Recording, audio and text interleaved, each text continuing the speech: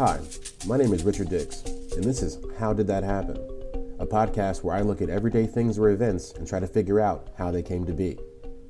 Every week I will research one topic, and by the end of the episode, I hope to truly have the answer to the question, how did that happen? Hello, and welcome to another episode of How Did That Happen? This week we are discussing toilet paper. Was it always paper, or was there some scraping going on too? Come along for the ride this week as I ask, toilet paper, how did that happen? All right, back for another episode of HDTH, How Did That Happen?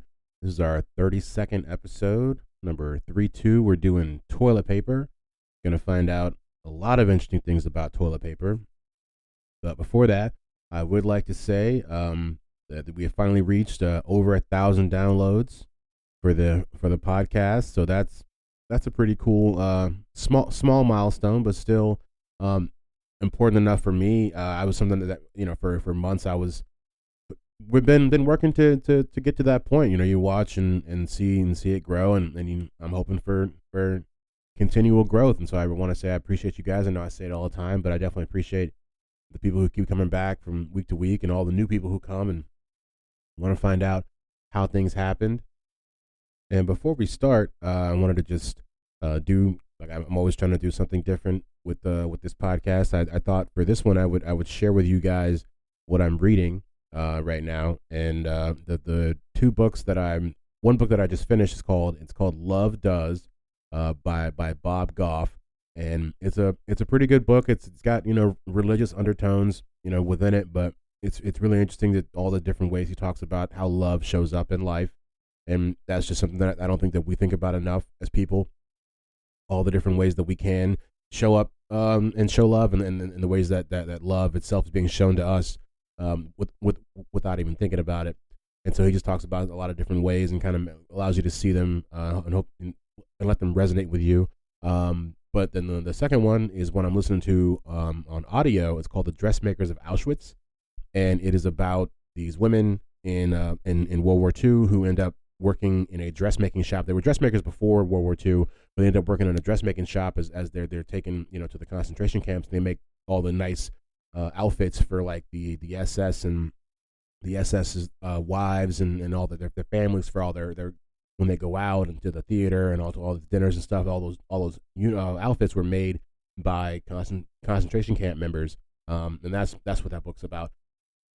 But yeah, gonna keep on growing with the podcast though. Like to ask you guys to like, rate, and subscribe, and share with anybody that you think might like to hear this. Not gonna gav on anymore. Go ahead and get right to the episode.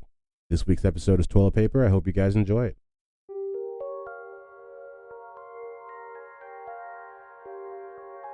Toilet paper, as we know it, has only been around for a couple hundred years.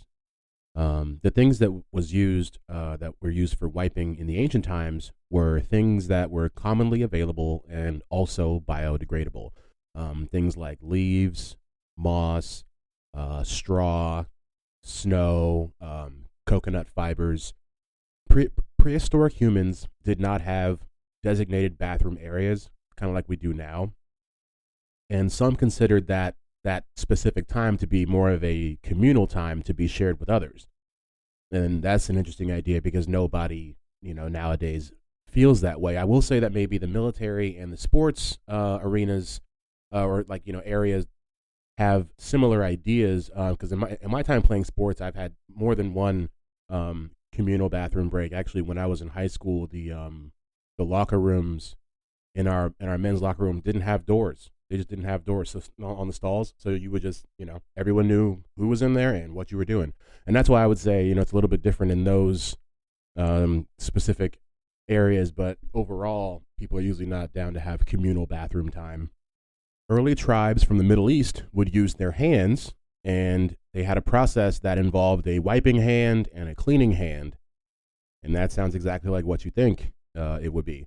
But so you had to go in knowing that your left hand had a job and your right hand also had a job, and we're all human, right? And so mistakes happen, and so there was definitely a guy who mixed those hands up. If you say that process existed, then you know that there was somebody who messed it up. In ancient Greece, they used small pebbles or even pieces of pottery, and it was more of a scraping than a wiping. Just ouch. Those pieces of pottery may have even had the names of their enemies written on them, which just adds just another piece of flair to the whole activity. And this process comes from what they call ostrusa. Like, it's spelled Ostraca, like ostraca, but it's actually like pronounced ostrusa or something like that, which is a vote basically to decide if someone should be kicked out of the tribe. So it's like total Survivor vibes, basically. And this is where we get the term ostracized. So, vocab word of the day for you guys. They would write a person's name on this pottery as like their vote, I assume, and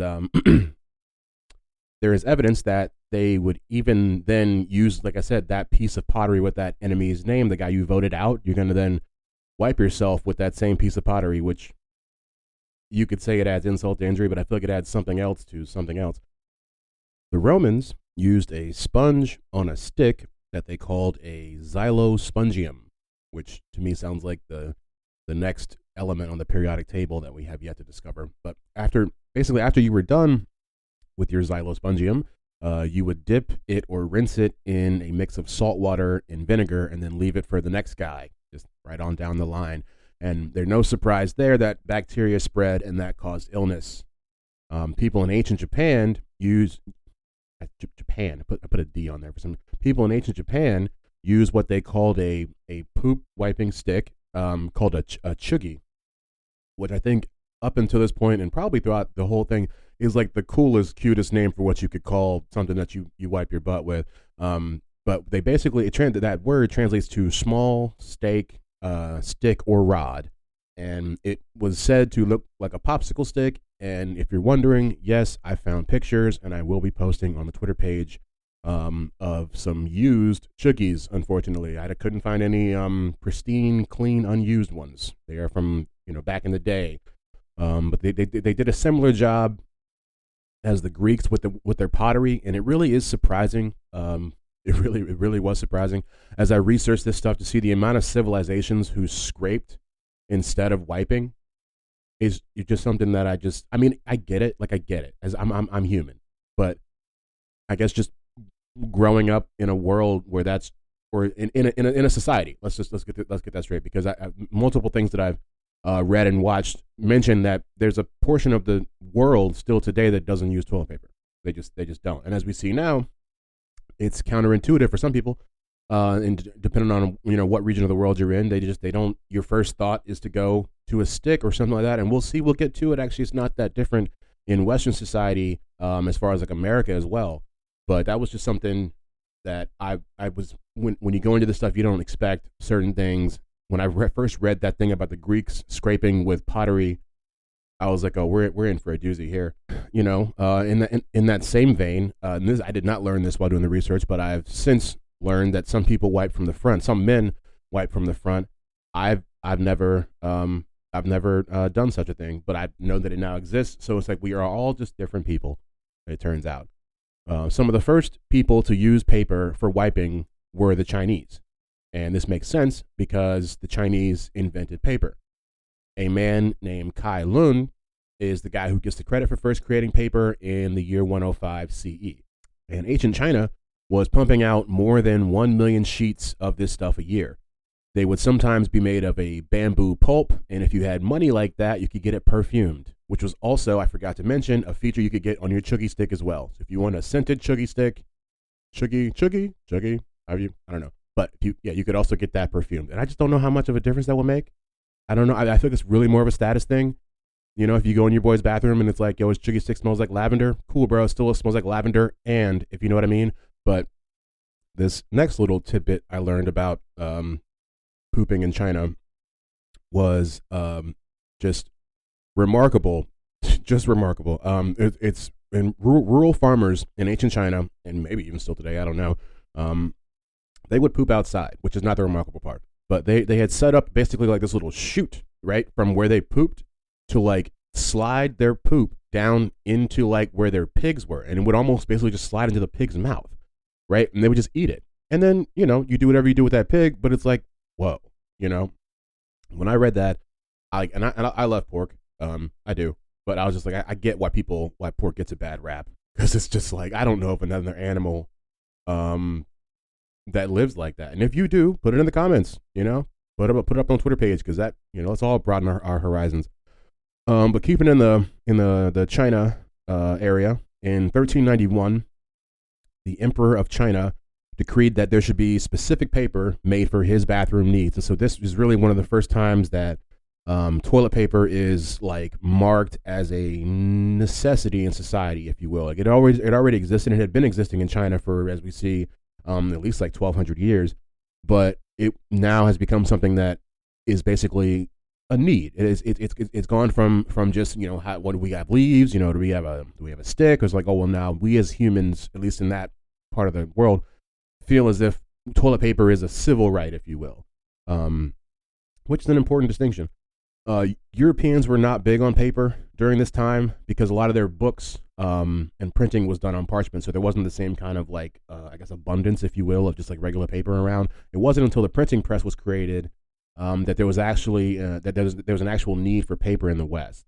What there was, though, and for almost 500 years, there was this position in the English monarchy called the groom of the stool, or groom of the stole sometimes. And for where there was a queen on the seat of the throne, it would be called the first lady of the bedchamber.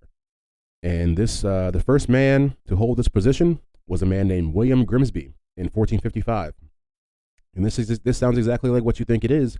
This person made sure that the king or queen had linens to wipe with, and in some cases would have handled the business end of things, if you get my drift. And they even had paintings of these guys commissioned. That was the oddest thing about this to me. It's like, yeah, I get you have a position, because there's been a lot of odd positions in royalty throughout history. I get that you have a guy that may or may not wipe your butt, but then you get a painting of this guy too. That to me just feels like it crosses a line. I don't know, but there's a lot of those paintings, and they even, like I said, they have the name. I'm bridging the name of the first guy who was tasked with the unthinkable, if you will, and yeah, just wasn't expecting it. But it was a highly sought after position, because this person was also privy to the private thoughts of the royalty in the most private of times. Wikipedia defines their job as assisting the king with excretion, which just, it sounds ridiculous to say. I'm gonna say it one more time. Assisting the king with excretion. It just like, oof. And if you say it in a British accent, which I'm not even gonna try, or will I? But no, like, assisting the king with excretion. You know what I mean? Like, and I'm sorry for like the 10 UK listeners that I have. I do know there's like 10 of you out there. Don't hate. Everybody has one, and it's bad. But yeah, people were afraid of this person because of the secrets they held, and they must have picked up a lot of rumors and strategy while keeping watch of the throne during those private times. And this was an official position up until 1901.